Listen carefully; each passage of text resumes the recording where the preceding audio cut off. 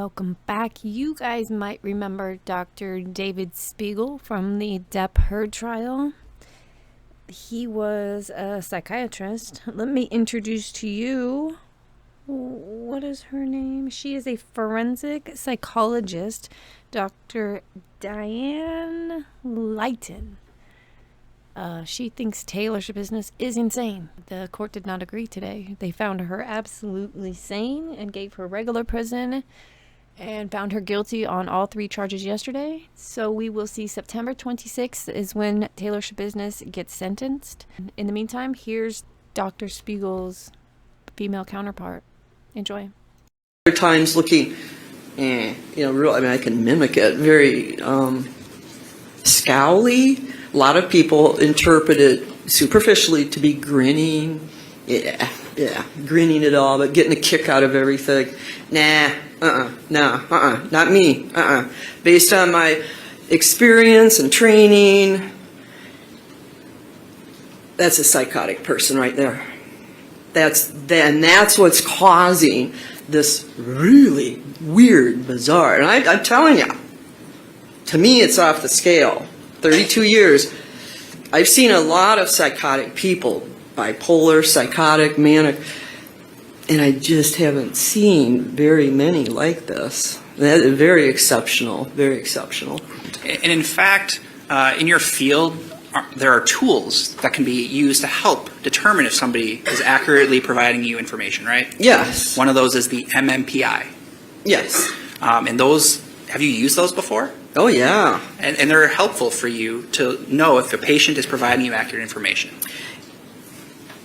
But. I'm sorry. Yes, but you have to take that. It's one part of the clinical evaluation, but you got to evaluate it with other information to decide if it's an accurate test result. Sure. But you need that information to then know if it's accurate, right? You need what information? You need to perform the test. You don't have to perform. I don't have to perform fancy 500, 300. I don't have to do that. That's not a requirement. Psychiatrists don't do psychological testing. So sometimes I might do it, but I've done many evaluations without that when I have enough other information. You're not required. There's nothing that says you're a psychologist, you got to do MMPI. No, you don't have to do that. But I've done it many times. And Doctor, I wasn't suggesting that. What I was suggesting is you mentioned that you need to take that test into account and see if it's accurate, essentially, right? If you've done the test, yes. Sure. Or somebody else, like in this case, it had been done by all these other people, so I consider that information. And that they found that, yes, she had, the other thing, she had over-presented, we call it the test, can detect. When you're over-presenting a symptom, like, oh my God, I really got a bad headache, really super, like that, you over-present it. It basically, again, it could be faking. But it's just an exaggeration. That's another term we use. Sure. So, but in your report, again, Exhibit 6, I think you quote, psychological testing by other evaluators found signs of possible malingering or intentional faking of mental disorder symptoms. Is that a fair summary of what you wrote in your report? Yes. All right.